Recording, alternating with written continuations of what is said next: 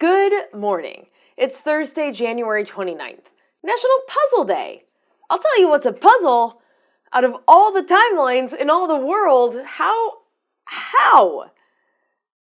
did we end up on this one? How did we get forced into this one? It's a puzzle. And now the news.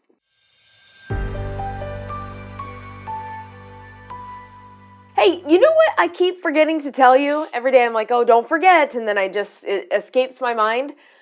I keep forgetting to tell you that the president tried to steal the 2020 election. Totally slipped my mind because of all the murdering that the government keeps doing, but here we go. There's a lot to keep up with. Anyway, the president totally tried to steal the 2020 election, and I know what you're thinking. I already know about this, Kim. There was a whole insurrection about it. No. This was before that. And then too. Here's what's going on. Last Thursday, Jack Smith, who again looks like Coach Beard from Ted Lasso, season 4 coming to Apple TV this summer. You're welcome. That's all because of me. Nobody else. Full credit. Jack Smith testified before the House Judiciary Committee for a public hearing last week. He testified privately last month before asking for a public hearing that the Democrats urged Chairman Jim Jordan to accept. Now, Jim Jordan is a real big loser, but he is also a big Trump supporter, big Trump loyalist. So we've got Coach Beard, we've got Jack Smith, who's saying Trump tried to steal the 2020 election. And then we've got Jim Jordan, a real big fan of Trump. You would think that he would be like, we're not doing this. He decided to do it anyway. Here's what you need to know going into this. Everyone knows that Trump tried to steal the election. I know it, you know it, Trump knows it. Jim Jordan knows it. And he knows that Jack Smith knows it as well.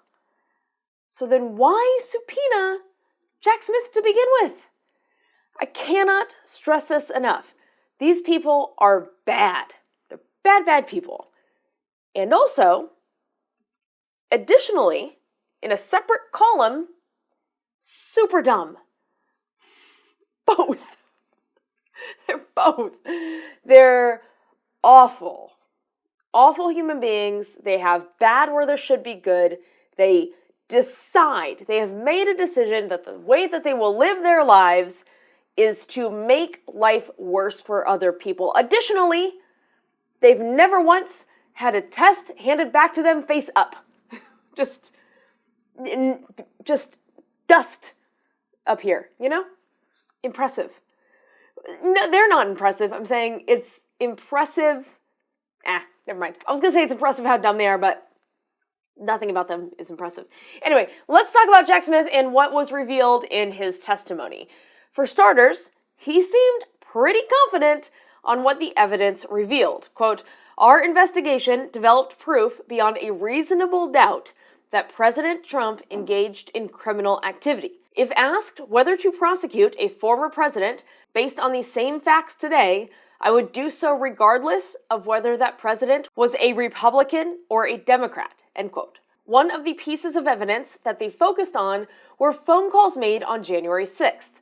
Smith said that his office did not spy on anyone, so the content of the clues was not included, but they did have the phone records and the call lengths. But speaking of phone calls, we know about one of the phone calls Trump made, not necessarily on January 6th, just one of the calls in general. That one was made to Georgia Secretary of State Brad Raffensperger, and it was Trump asking him to find the exact number of votes that Trump would need to win the state. Just casually find them. Check the couch cushions or something. And we know about this call because Raffensperger's chief of staff recorded it. So you gotta agree then, when Smith says, quote, "Some of the most powerful witnesses were witnesses who, in fact, were fellow Republicans, who had voted for Donald Trump, who had campaigned for him, and who wanted him to win the election," end quote.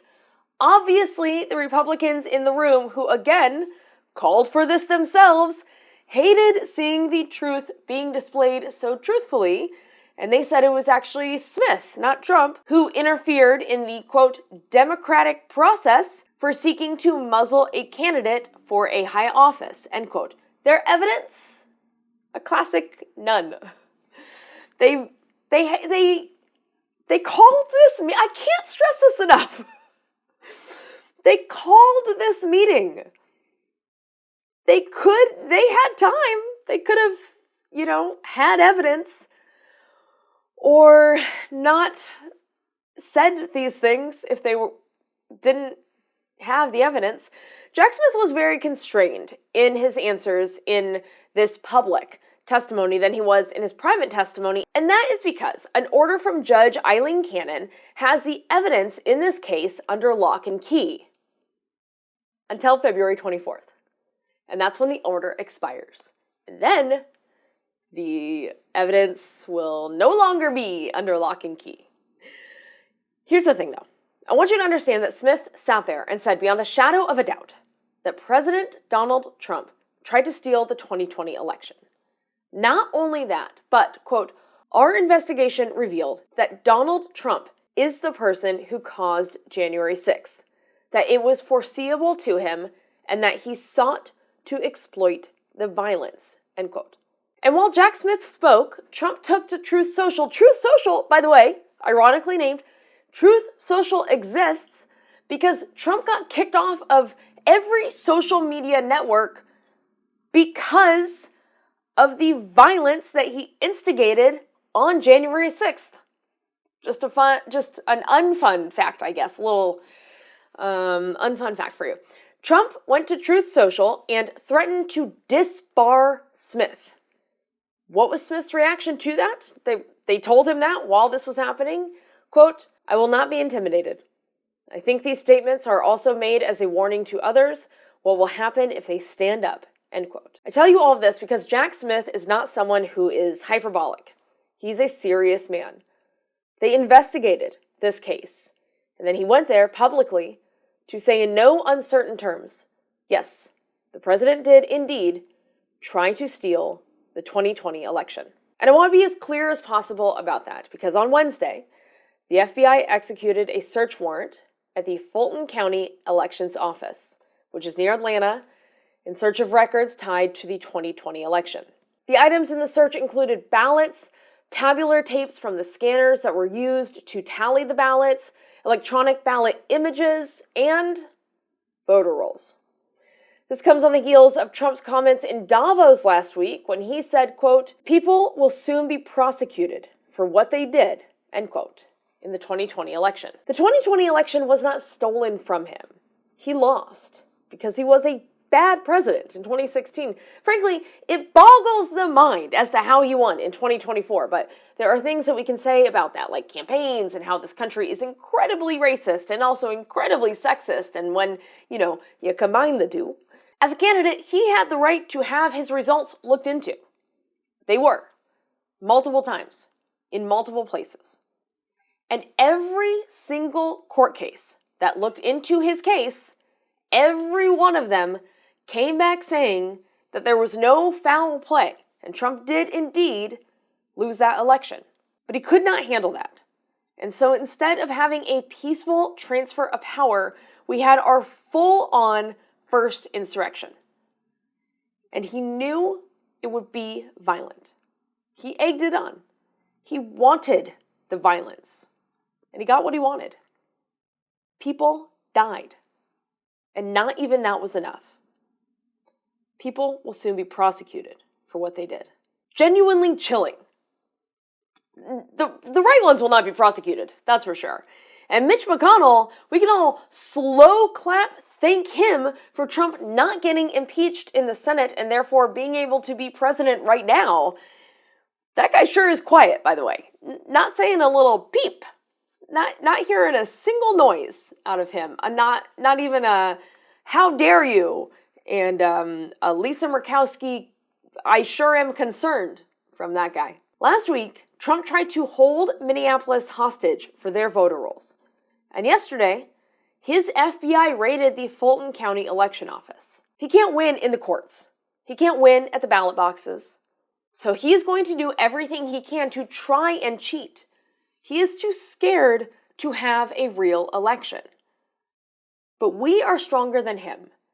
And elections are already happening all over the place. People want to say there's not going to be elections, I'm very sorry, that's not going to be said here. I am not going to carry water for that narrative that there's not going to be any elections, because that is what they want you to think. They want a low voter turnout, because that's the only way they can win. Hear me again, because this is an indisputable fact. Proven not by what I wish or vibes alone. This is a fact proven by history. Their only path to success is lower voter turnout on our side. So we're going to get real mad about what he did on Wednesday. We're going to stay mad about what he tried to do in 2020. And then we're going to take that anger and we're going to vote our way out of this mess. And that's it. That's the news. I don't know why he's so confused about the fact that he lost this election. I'll tell you, the guy's a loser. Feels like, losing should be something he's very used to. Anyway, it's a puzzle. I'll tell you what's not a puzzle. I'm proud of you.